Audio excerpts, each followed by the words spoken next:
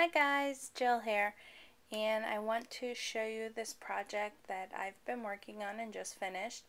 I normally don't hold my camera by hand, so sorry if I'm making you guys dizzy. It's just where I normally have it, it wouldn't show the whole thing.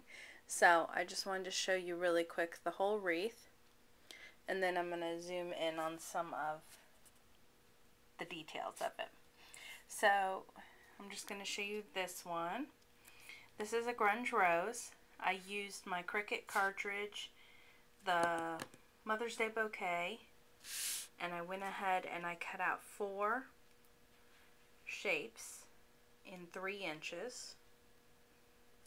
And I cut these out of the Shabby Vintage paper from Tim Holtz. I'm pretty sure that's the name of it. And I used the blue and the pink from the collection, and then I came in and I did some yellow, which is the mustard seed, and the bundled sage. That's the green.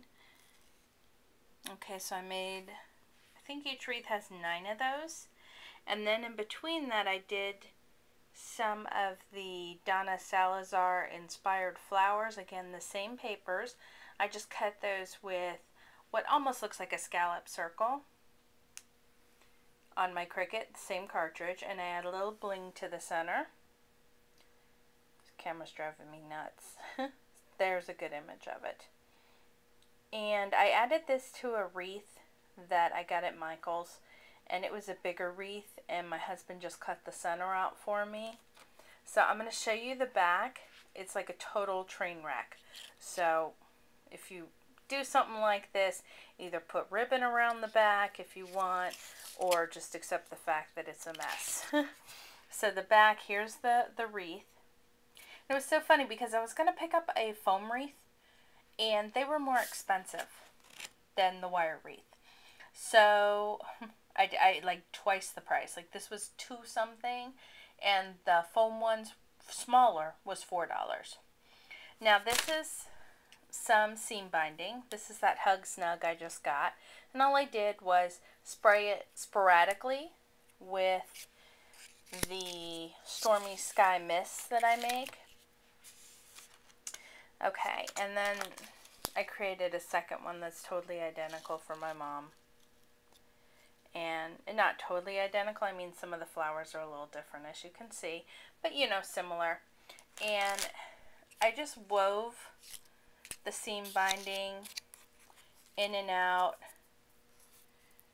some spots and hot glued it, so see, and then I just cut it off in some spots, just kind of to add a little bit of interest. I auditioned a whole bunch of other things like butterflies and punch outs and sprays and bows, and nothing quite worked, and this was kind of the look I was going for, spring. So it worked perfectly, and you guys do not know how hard of a time I had leaving these as bright colors and not hitting them with my vintage photo. It just, you know, it's habit, but this is a springy Easter wreath that I know she'll hang on her back door that leads out to her porch.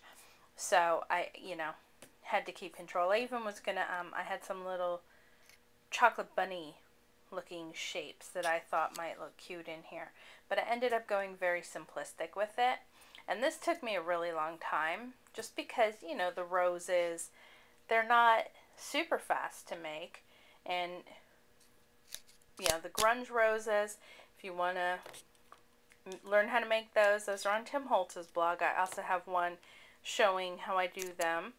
And then the Donna Salazar ones, I actually have in my favorites. Lady that showed how to do these. And I plan to make some of these out of that new glassine paper that Tim Holtz has out. And I have that on order. So that's what I've been up to this week. And I have a few things planned for this weekend. And let's see what I can get to. My next project is probably my springtime mini. I'm going to get back into that. Obviously, you can tell from the colors I was leaning that direction anyway. So there you have it. There. My springtime wreath. And thanks for stopping by and have a great day.